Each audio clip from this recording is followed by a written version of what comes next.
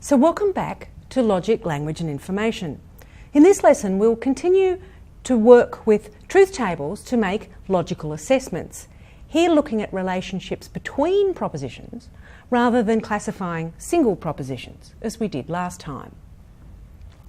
For many applications of logic, we want to know about relationships between propositions. In assessing the validity of an argument, the key logical relationship is that which lies between the premises and the conclusion. In the linguistics application section of the course, we will be distinguishing between logical entailment and a somewhat weaker form of connection called an implicature, which occurs often in everyday speech. These implicatures can be understood in terms of logical entailment after making explicit all implicit assumptions and background knowledge. In the digital electronics application section, we will see how a propositional logic formula specifies a digital circuit, and we'll be interested in seeing when two circuits do exactly the same job by showing that their propositional formulas are logically equivalent. First, the notion of logical consequence. A formula B is a logical consequence of a formula A, exactly when, for all truth valuations in which A is true, B is also true. We write this with a double turnstile symbol. So A double turnstile B can also be read as A logically implies B or A logically entails B. And we will use these phrases interchangeably. The relationship requires a truth transferring directed connection from A to B. Where have we seen this before?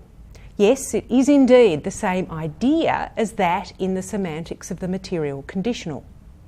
But while a conditional formula may be true or false on various rows of its truth table, the relationship A logically implies B requires that truth transfer occurs for all possible truth valuations to the atoms in A and B. A conditional proposition is true or false as a matter of fact, while a logical consequence relationship is a different beast. It holds in virtue of the logical structure or shape of the formulas together with the meanings of the connectives within them. In terms of a truth table, the truth transfer connection from A to B requires that for every row of the truth table in which A gets value 1, we have B also getting value 1 on that row. For example, consider whether P and not Q logically entails not P or not Q. Of the 4 rows of the truth table, there is only one in which the first formula, P and not Q, is true, namely the third row. So we only need to check this row to see that the second formula, not P or not Q, is indeed true on that row. That is all that has to be checked to confirm that yes, indeed, the first formula logically entails the second. In the other 3 rows where the first formula is false, we don't have to check anything because there is no requirement for falsity transfer, just truth transfer. What about the other direction? Does the second formula, not P or not Q, logically entail the first? Well, no, because on the first 2 rows of the truth table, the second formula, not P or not Q, is true, whilst on those rows, the first formula is false. So this shows that not P or not Q does not logically entail P and not Q. The bidirectional two-way version is called logical equivalence. Formula A is logically equivalent to B exactly when, for all truth valuations, A and B evaluate to the same truth value. The symbol used here is the forwards-backwards two-way double turnstile. In earlier lessons we have already discussed some logical equivalences, where two formulas have exactly the same column of truth values under their main connective. The De Morgan's laws give A or B is logically equivalent to not A and not B, and dually A and B is logically equivalent to not A or not B. The meaning of the material conditional is expressed in the logical equivalence of if A then B with not A and not B, and also with not A or B. Logical consequence, logical equivalence and tautologyhood are related as follows. First, the two-way is 2 times the one-way principle. A is logically equivalent to B if and only if A logically implies B and B logically implies A. Second, logical consequence can be expressed in terms of tautologyhood for the material conditional. A logically implies B if and only if the conditional formula if A then B is a tautology. This is a feature that distinguishes classical logic from some non-classical logics. In this logic, we have a connective that exactly captures our notion of logical consequence.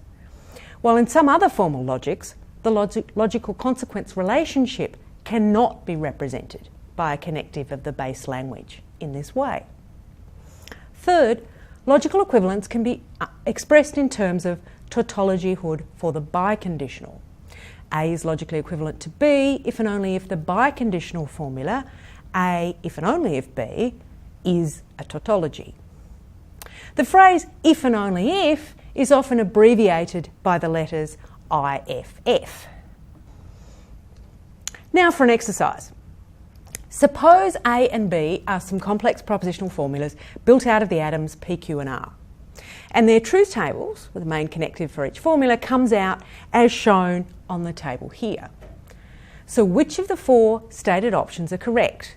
Is A logically equivalent to B? Or option B, is A logically entailing B, but B not logically entailing A? We use a slash through this entailment symbol to indicate negation.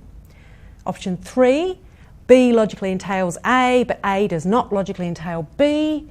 Or option D, none of the above. How did you go? So the columns of truth values for A and B are identical except for the second row, when A is true and B is false. What this second row shows us is that A does not logically entail B. Then there are 4 other rows in which B is 1, and on those rows A is also 1. There is an absence of any row in which B is 1 and A is 0. So that together shows that B logically entails A. So the answer is C. As a quick variant, suppose we had the same table, but except for the last row, where we change the B value to 1 rather than 0. Then ask the question again, what relationship holds between A and B? In this case, we would actually end up with the answer D, none of the above, because this additional last row would show us that we do not have B logically entailing A. So we would have A not logically entailing B and B not logically entailing A, so the answer is none of the above.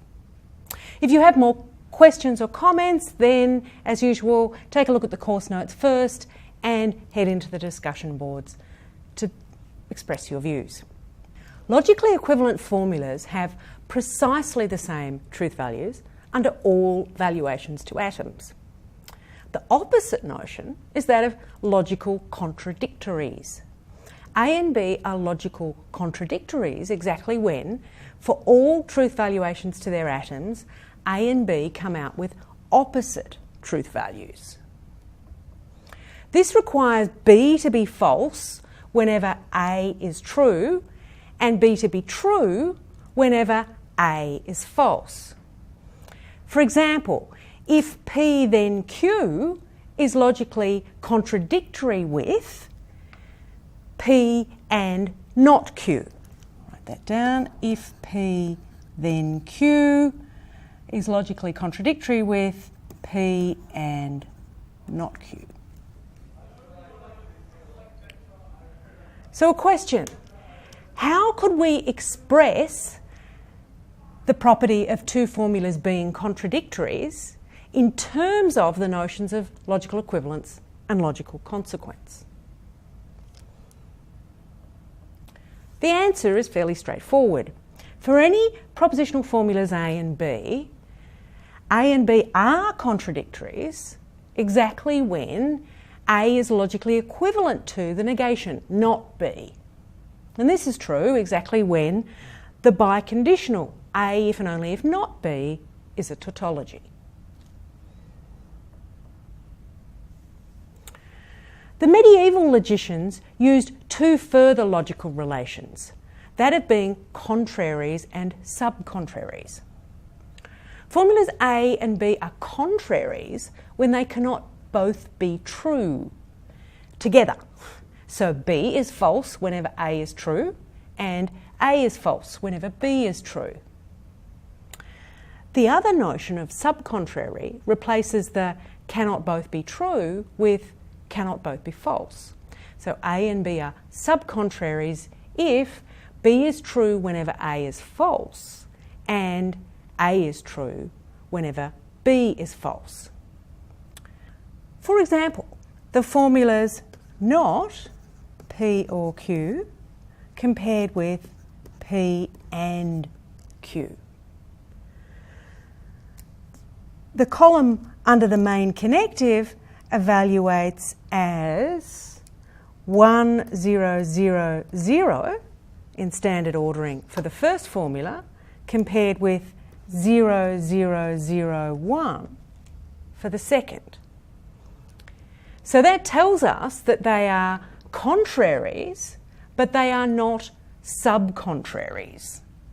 Furthermore, neither formula logically implies the other. Now, how can we express this relationship, the contraries and subcontraries relationships, again using our fundamental notion of logical consequence? The following result characterises these traditional logical relations. A and B are contraries if and only if A logically implies not B, while A and B are subcontraries if and only if not A logically implies B, and this in turn is the case if and only if not B logically implies A. So subcontraries can be seen to involve the converse logical implication of that holding of contraries. This brings us to the end of this lesson on the logical relationships between propositions. The core of the lesson is the central relationship of logical consequence from A to B can be shown to be the same as having the material conditional formula if A then B being a tautology.